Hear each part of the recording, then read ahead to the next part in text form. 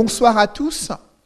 Une semaine après l'ouverture de la campagne électorale en Côte d'Ivoire, l'appel au boycott actif de ce scrutin, prôné dans les rangs de l'opposition, ne laisse pas indifférents les lieutenants du candidat RHDP et président sortant Alassane Dramane Ouattara. Engagés aux côtés de leurs champions dans les villages et les zones semi-urbaines, les cadres du parti au pouvoir et membres du gouvernement font face à une montagne de préoccupations. Entre le sous-emploi des jeunes Ivoiriens, les questions de conflits communautaires sur fond de litiges fonciers et la controverse autour de la candidature d'Alassane Dramane Ouattara, quel est le bilan socio-économique et politique du président de la République de Côte d'Ivoire? Que valent les actions menées en faveur de la jeunesse? Quelles sont les perspectives dans ce pays d'Afrique de l'Ouest? Pour en parler sur ce plateau spécial réalisé en Côte d'Ivoire, je reçois sur ce plateau Mamadou Touré, ministre ivoirien de la promotion de la jeunesse et l'emploi des jeunes. Il est par ailleurs porte-parole adjoint du gouvernement ivoirien et directeur central de la campagne pour la mobilisation des jeunes pour le compte du candidat du RHDP à cette élection présidentielle. Monsieur le ministre, bonsoir. Bonsoir. Monsieur le ministre, des hommages de la nation ont été rendus en la mémoire de Sidiki Diakité, ministre de l'administration du territoire et de la décentralisation, décédé des suites d'un accident vasculaire cérébral. Que retenez-vous de son parcours politique et son engagement au sein du gouvernement ivoirien? Sidiki Diakité est d'abord un grand commis de l'État, préfet. Dans ses fonctions antérieures, il a été préfet de la région d'Abidjan. D'ailleurs, il a eu le prix de l'excellence, je crois en 2016, le prix de l'excellence en sa qualité donc, de préfet d'Abidjan. Ensuite, il est rentré au gouvernement en tant que ministre de l'Intérieur. Un grand commis de l'État qui a apporté une grande contribution dans la préparation des élections en cours, puisque le ministère de l'Intérieur, à travers les préfets et sous-préfets, qui apportent une assistance technique à la commission électorale indépendante, concourt à la bonne organisation de ces élections, et il en était une cheville ouvrière.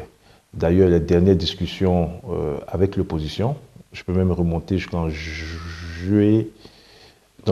jusqu'au mois de janvier 2019, auprès donc des chef donc, de gouvernement, notamment le premier ministre Amadou Koulibaly et aujourd'hui Ahmed Bakayoko, Sidiki Diakité a été la cheville ouvrière donc, de l'organisation de ce dialogue avec l'opposition.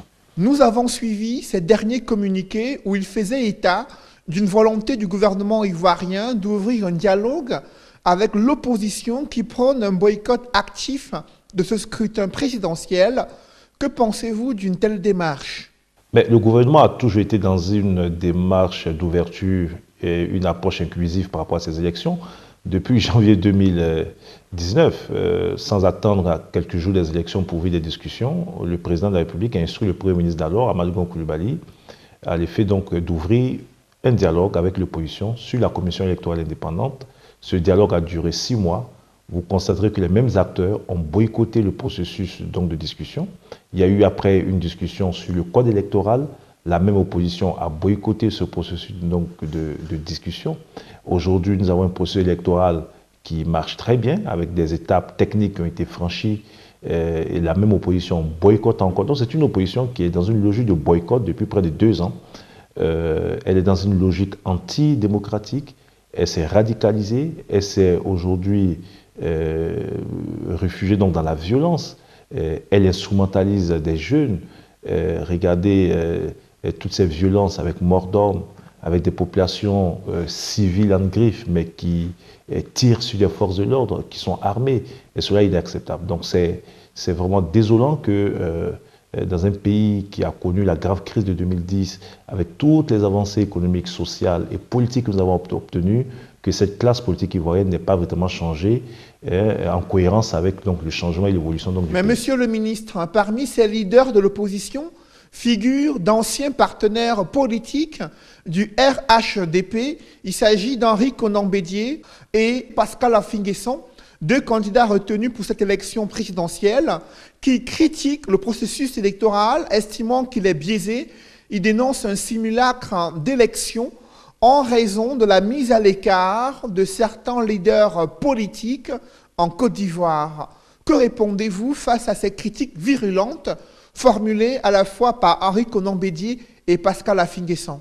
D'abord, je vais rappeler qu'Affi-N'Guessan n'a jamais été avec nous. Affi-N'Guessan a toujours été... Il s'agit d'Henri Konan Bédié. Voilà, Affi-N'Guessan a toujours été de l'opposition. Henri Konan Bédié a été effectivement membre donc, de notre coalition, notre allié. Pour des questions personnelles liées à son ambition personnelle, il a décidé de partir, on ne peut pas faire autrement. Lorsqu'on privilégie les ambitions personnelles au détriment du pays, au détriment du collectif, bon, ça a chacun donc d'en juger. Et je vais rectifier une seconde chose, des candidats n'ont pas été écartés. Parce que écarté voudrait dire qu'il y a eu une instrumentalisation donc, de la commission électorale ou de l'instance constitutionnelle, notamment le juge constitutionnel, pour écarter des candidats. Non, il y a des règles, il y a des lois, et quand on ne remplit pas les conditions, on ne peut pas être candidat. Et vous les prenez un à un. Il y a certains qui n'ont pas eu donc les parrainages nécessaires, alors que la loi sur le parrainage a été adoptée de façon consensuelle par toute la classe politique ivoirienne. Il y a certains qui étaient condamnés, je parle notamment de l'ex-président Laurent Gbagbo et Guillaume Soro. La loi électorale est claire, toute personne condamnée ne peut pas figurer sur la liste électorale, donc ne peut pas être candidat. D'ailleurs, vous remarquerez que la candidature de Laurent Gbagbo est très controversée, puisque EDS, qui est une plateforme qui a déposé la candidature en son nom, son avocate, sur une chaîne étrangère, a bien dit que Laurent Gbagbo n'envoyait personne déposer sa candidature. D'ailleurs, la déclaration des candidats de Laurent Gbagbo n'a pas été signée. Donc, on ne peut pas dire qu'il a été écarté, puisqu'on ne sait même pas aujourd'hui si Laurent Gbagbo a bien voulu y aller ou pas. Il s'avère que la Cour africaine des droits de l'homme a demandé à la Côte d'Ivoire de réintégrer Laurent Gbagbo sur le fichier électoral et de rétablir Guillaume Soro dans ses droits. Mais l'État de la Côte d'Ivoire a réagi, affirmant qu'il n'a aucune obligation de se soumettre aux décisions de la Cour africaine. Est-ce que cette réaction du gouvernement ivoirien est une preuve que le gouvernement ivoirien a peur d'affronter Laurent Gbagbo ou Guillaume Soro sur l'échiquier politique? On oublie que Alassane Ouattara a déjà affronté Laurent Gbagbo en 2010 et qu'il a battu Laurent Gbagbo. Donc il ne peut pas avoir peur d'affronter Laurent Gbagbo. Guillaume Soro n'est que l'homme de lui-même. Voilà quelqu'un qui a pris son indépendance, mais qui n'a pas réussi à mettre en place un grand parti en Côte d'Ivoire. Il a un micro-parti qui s'est présenté aux élections municipales de 2018. Il a lieu une cinquantaine de candidatures. Il n'a gagné que dans 3 localités, dont la plus grande est Ferké, donc avec 7000 électeurs. Donc Guillaume Soro, au-delà de l'aspect médiatique et de l'aura qu'il peut dégager, d'un point de vue électoral, Guillaume Soro ne pèse rien du tout et ne peut pas faire à qui que ce soit. D'ailleurs, cette décision de la Cour africaine donc, des droits de l'homme est suspecte. Elle porte une atteinte grave à notre souveraineté judiciaire. Et d'ailleurs, de façon souveraine, l'État de Côte d'Ivoire a décidé donc de retirer donc, sa déclaration d'adhésion à cette Cour. Je vais rappeler que cette Cour est quand même en Tanzanie et que la Tanzanie s'est retirée donc, de cette Cour et que sur les 54 pays africains, il n'y a qu'aujourd'hui 4 pays qui sont membres donc, de la déclaration portant création ou adhésion donc, à cette Cour. Il y a un vrai sujet, il y a un vrai problème sur donc, la légitimité donc, de cette Cour et les implications politiques donc, des décisions de cette Cour qui sont de nature à entacher donc, la souveraineté de nos États. Nous sommes à une semaine du scrutin présidentiel. Quel bilan faites-vous de la campagne électorale en Côte d'Ivoire?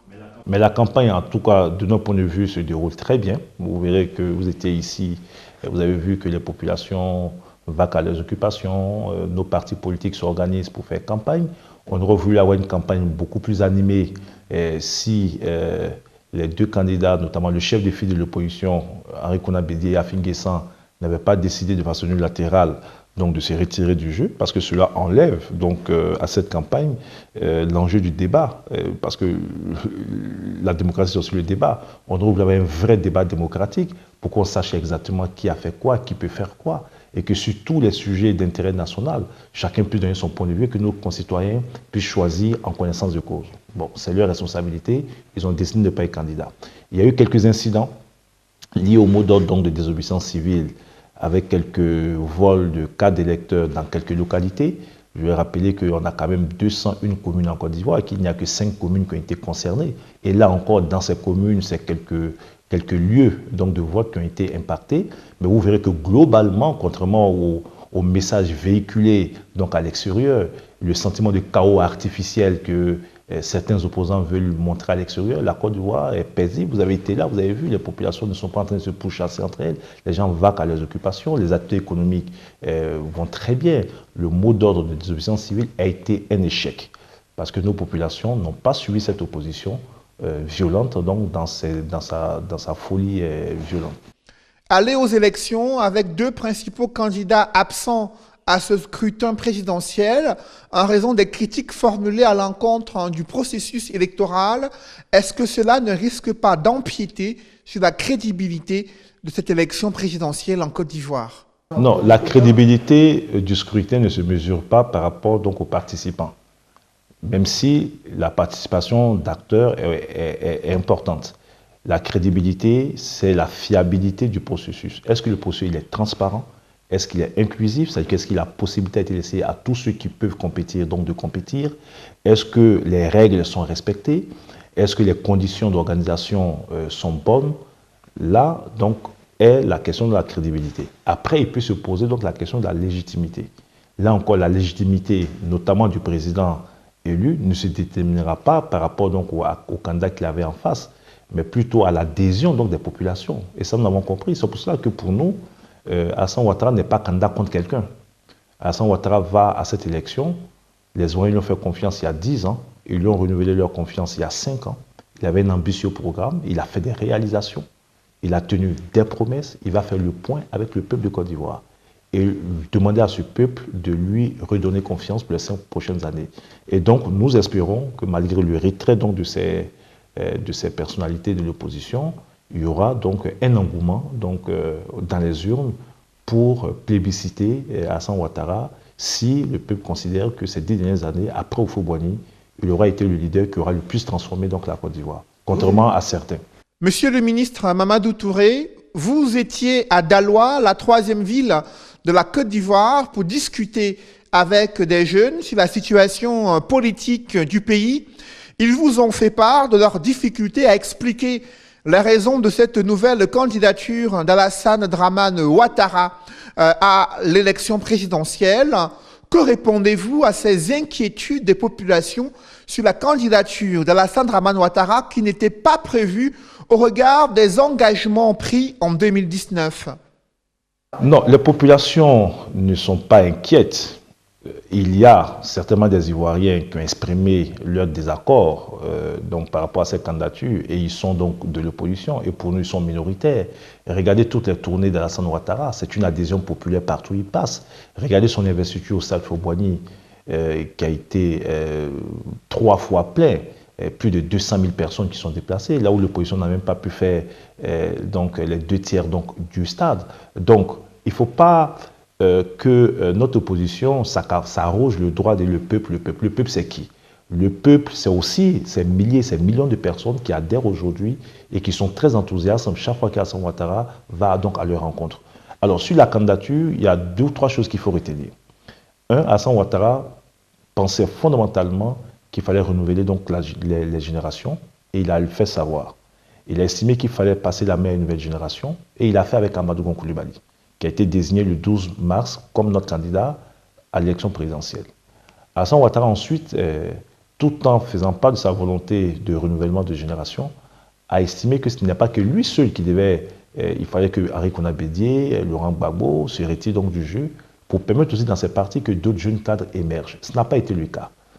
En dépit du fait qu'Amadou Gon Coulibaly a été choisi, mais Henri Konan Bédié a fait des candidatures et la candidature de Laurent Gbagbo a été déposée. Mais Alassane Ouattara a pris le soin de dire que si les autres y allaient, il y irait aussi. 3e élément, Amadou Gon Coulibaly décède 1 mois et demi avant la date limite de clôture des candidatures. Nous avons estimé au niveau de notre parti que nous étions donc face à un défi de cohésion en interne. Le parti avait des risques d'implosion parce que le consensus autour d'Amadou Gon, c'est un consensus qui a été construit sur plusieurs années. Ça n'a pas été spontané. Et donc, le ciment de notre parti étant Alassane Ouattara, c'est nous qui avons demandé, nous cadres et les militants, au président Ouattara de reconsidérer sa position, puisque la Constitution ne l'empêchait pas d'être candidat, donc de reconsidérer donc sa proposition et d'être candidat, et il a accédé à notre demande. Donc la candidature d'Alassane Ouattara relève d'abord du choix des militants et des cadres du RHDP. Il est incongru que des partis politiques, fussent-ils de l'opposition, veuillent choisir notre candidat. Et si on veut parler de renouvellement pour renouvellement, mais si vous dites à Alassane Ouattara de se retirer parce qu'il aurait déjà fait 2 mandats ou bien parce qu'il a promis de passer la main à une nouvelle génération, il aurait fallu que Henri Konan Bédié, qui je rappelle a terminé le mandat d'Houphouët-Boigny et a fait un autre mandat, même si ce mandat a été écourté par un coup d'État dû à sa responsabilité, Henri Konan Bédié aurait pu susciter 2 jeunes cadres au sein du PDCI, ou bien les cadres du FPI auraient pu constater la situation actuelle de Laurent Gbagbo et voir une alternative. Mais ils refusent, eux, de voir des alternatives dans leur parti politique et ils veulent mener le débat en interne. Nous avons choisi Alassane Ouattara, il est notre candidat, il ira à ces élections et si le peuple ne veut pas de lui, le peuple le sanctionnera dans les urnes. Mais si, comme nous le pensons, tous les progrès économiques, progrès sociaux, progrès politiques réalisés ces dernières années comptent dans la balance, Alassane Ouattara donc aura l'adhésion de son peuple. Parlant de progrès économique, vous êtes en charge de la promotion de la jeunesse et l'emploi des jeunes au sein du gouvernement ivoirien. Dans la 3e ville de Côte d'Ivoire, par exemple, des jeunes se plaignent de l'inexistence des usines, du chômage galopant et du sous-emploi qui gangrène la jeunesse ivoirienne. Qu'est-ce qui explique une telle situation et que prévoyez-vous pour les 5 prochaines années si votre candidat est réélu à la tête du pays? D'abord, c'est un constat qui est réel. 93%, 90 à 93% des actifs dans notre pays sont dans le secteur informel. Alors, avant de dire ce que nous prévoyons, quel était l'état de la situation lorsqu'Alassane Ouattara arrivait? De 2000 à 2010, c'est 400 000 jeunes Ivoiriens qui, chaque année, étaient éjectés de notre système éducatif. De 2000 à 2010, avec 4 millions de personnes. Nous avons une population qui est relativement jeune, 19 millions de personnes qui ont moins de 35 ans, autour de 9 à 10 millions de personnes qui ont entre 14 et 35 ans, donc c'est un défi. Et ce que la crise a eu comme impact, c'est le manque de politique cohérente en faveur de l'insertion des jeunes, manque de politique cohérente en matière d'éducation. Donc c'est tout ce passif que Alassane Ouattara a géré en 10 ans. D'abord, comment freiner l'hémorragie et ensuite, comment mettre en place des programmes ambitieux pour la formation des jeunes et pour leur insertion. Et donc, en 10 ans, c'est près de 3 millions d'emplois qui ont été créés, dont 1 800 000 pour les jeunes. Mais ça reste insuffisant parce que je vous parle d'un stock de près de 9 millions de jeunes. Mais nulle part, ça s'est fait dans la sous-région. Et cette dynamique, nous allons la poursuivre. Alors, pour répondre concrètement à votre question, l'orientation économique, c'est d'aller vers une industrialisation de notre économie et faire en sorte que les matières de base telles que le café, le cacao et l'anacarde, il y ait des unités de transformation de ces produits. Et vous êtes dans une zone cacaoyère à Daloa où il y a beaucoup de cacao, de café, d'anacarde. Et donc dans cette politique d'industrialisation, des unités de transformation de nos produits de base seront installées un peu partout. D'ailleurs, on vient d'ouvrir une usine à Yamoussoukro et cela permettra d'embaucher le maximum de main-d'œuvre. Mais cela ne suffit pas.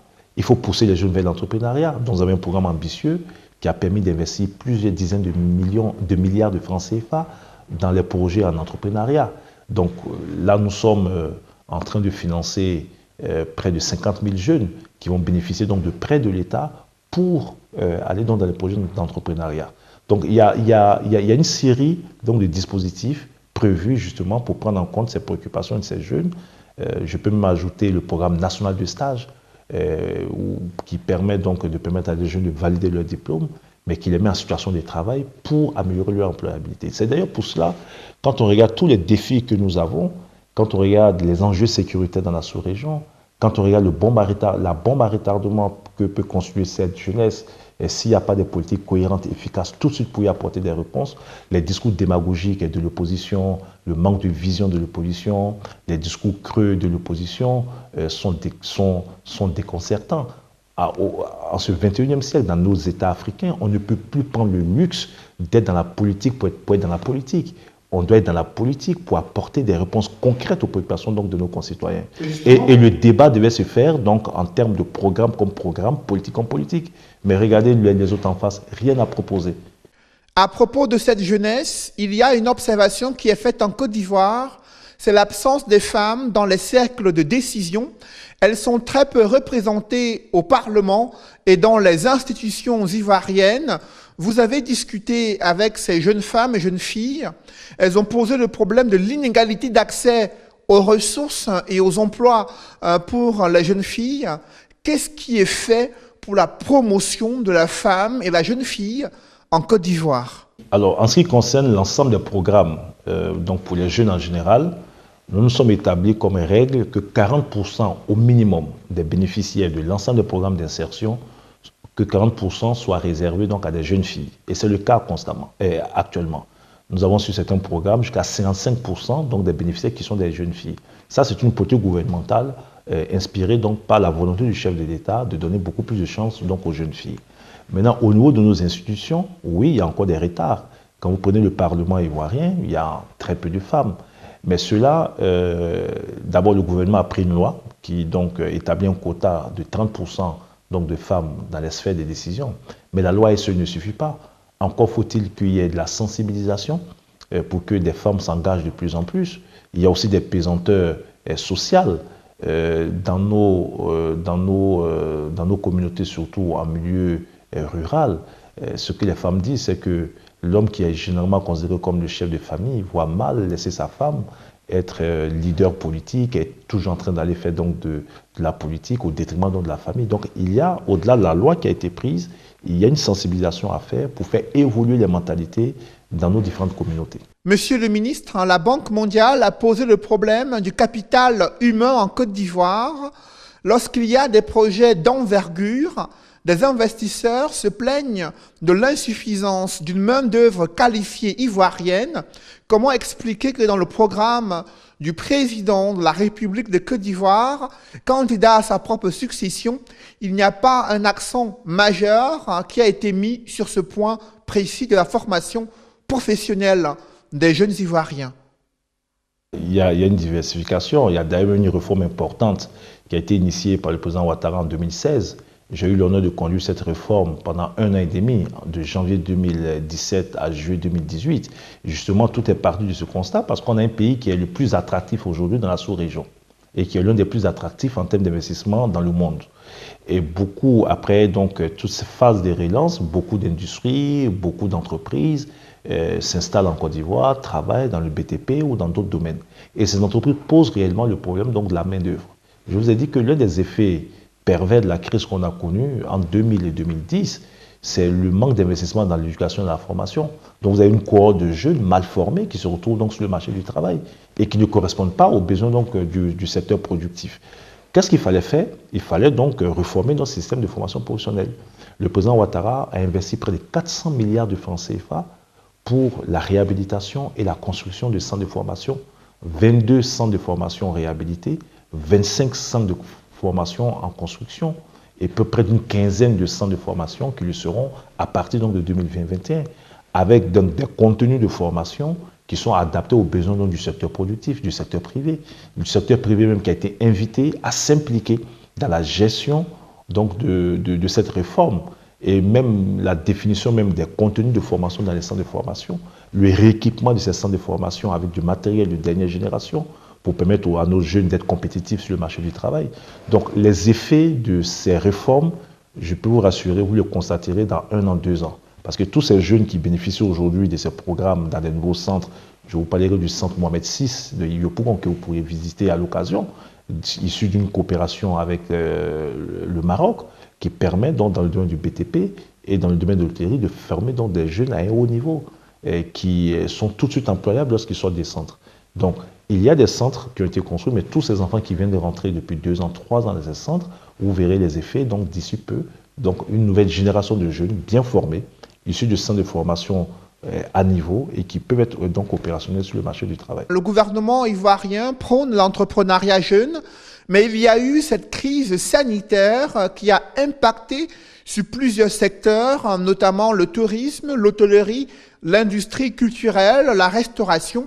Le gouvernement ivoirien a promis de l'aide. Certains jeunes entrepreneurs et petites et moyennes entreprises ont reçu un appui financier mais la majorité estime que la situation est encore difficile. Qu'est-ce qui est fait de façon concrète pour soutenir les petites et moyennes entreprises ivoiriennes en difficulté dans ce contexte de crise sanitaire? Alors, vous devez savoir que le plan global de relance est à peu près à 1700 milliards de francs CFA, ce qui nous a permis de bien gérer la situation de la Covid en Côte d'Ivoire, tant au niveau sanitaire qu'au niveau des activités économiques. D'ailleurs, nous sommes l'un des rares pays à avoir un taux de croissance positif, là où la plupart des pays impactés par la Covid ont un taux de croissance qui est négatif. Alors, pour être très concret, ce que le gouvernement a fait, c'est déjà de dégager plus de 100 milliards de francs CFA pour les PME et près de 150 milliards de francs CFA pour les grandes entreprises qui ont été impactées par la Covid. On a dit ici que beaucoup de personnes sont dans le secteur informel. 100 milliards de francs CFA ont été dégagés pour soutenir justement les acteurs du secteur informel. Et pour l'année 2020, c'est 40 milliards sur les 100 milliards qui sont distribués à ces acteurs. L'opérationnalisation donc de ces soutiens émane donc de mon ministère. Nous sommes déjà à près de 56 000 personnes qui ont été aidées pour un peu plus de 10 milliards de francs CFA. Et donc, toutes les semaines, c'est près de 10 000 acteurs du secteur informel qui reçoivent des subventions donc, de l'État pour atténuer les effets donc, de la Covid sur leurs activités économiques. Donc, voilà ce que le gouvernement fait. Et la mise en œuvre de tout ce programme cohérent a permis donc, de contenir les effets néfastes donc, de la Covid-19 sur les activités économiques. Et d'ailleurs, on prévoit pour l'année prochaine un taux de croissance qui irait autour de 7%. Et qui serait donc l'un des plus forts taux dans le monde.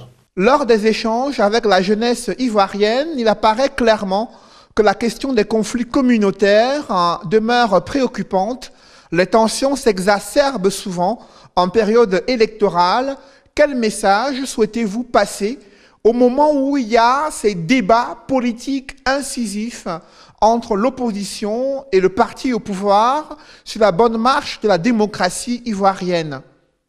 Mais écoutez, c'est un message donc d'apaisement.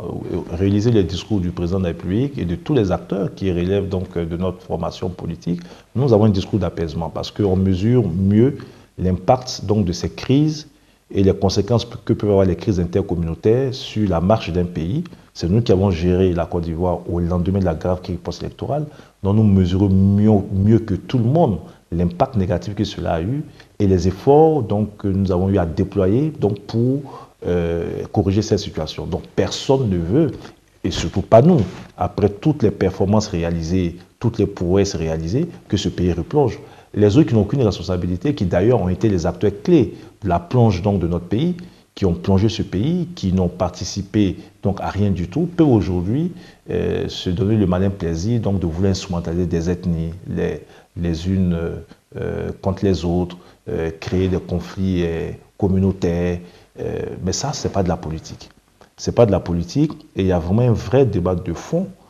Quand est-ce que la classe politique ivoirienne, et surtout celle que nous avons actuellement, qui est vieille de 30 ans, comprendra que les enjeux du monde aujourd'hui sont tels que la démagogie, la propagande, les manipulations, ce ne suffisent pas, et qu'il y a des réponses concrètes à apporter sur tous les plans. Mais combien parmi eux s'interrogent sur l'impact que peut avoir aujourd'hui le terrorisme dans nos pays, notamment les pays frontaliers, le Mali, le Burkina, sur la Côte d'Ivoire? Est-ce que la Côte d'Ivoire peut évoluer seule sans tenir compte de la situation sécuritaire donc de ces pays qui sont aussi ses partenaires économiques? Donc un dirigeant en Côte d'Ivoire aujourd'hui, c'est celui qui peut, par son leadership, relever tous les défis internes au niveau des jeunes, au niveau des femmes, au niveau de la sécurité, mais qui peut aussi, par son leadership, donc anticiper sur l'environnement dans la sous-région. Et celui qui l'a fait ces 10 dernières années, c'est Alassane Ouattara, qui s'est impliqué dans la résolution des conflits au Mali, en Guinée-Bissau, qui a permis d'avoir un dénouement donc, dans la crise au Burkina, lorsqu'il y a eu le coup d'État contre le président Blaise Compaoré sur le président Ouattara.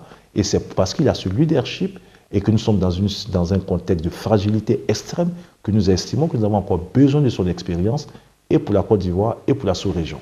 Est-ce que cette fragilité extrême dans laquelle se trouve la Côte d'Ivoire est une preuve selon laquelle les 10 ans d'exercice du pouvoir d'Alassane Dramane Ouattara n'ont pas permis d'aller vers une réconciliation nationale?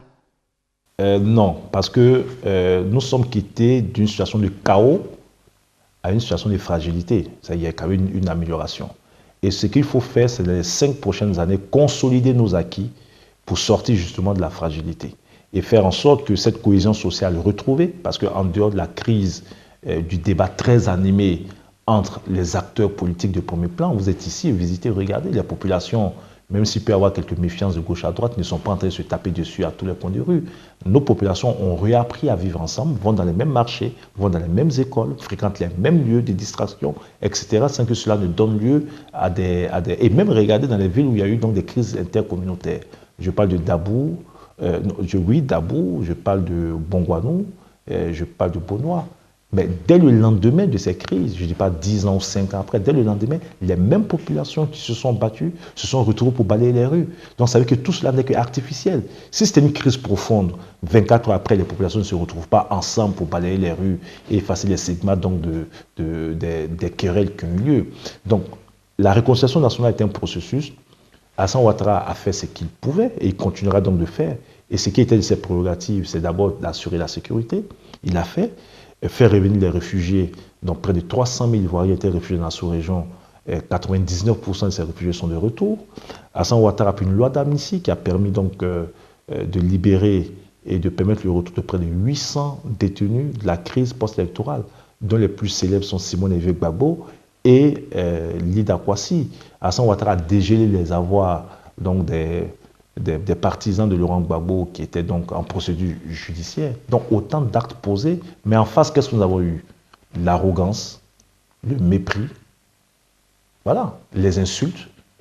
Mais il continuera donc de faire ce qu'il a fait, mais je veux qu'on sache que pour se réconcilier, il faut être deux. Autant on peut être exigeant donc, à l'égard d'Hassan Ouattara parce qu'il est au pouvoir, mais autant il faut qu'on regarde aussi vers cette opposition pour lui dire, mais écoutez, Ouattara a posé tel pas, tel pas, tel pas, mais quels sont les pas que vous avez posés alors dans le sens de la réconciliation?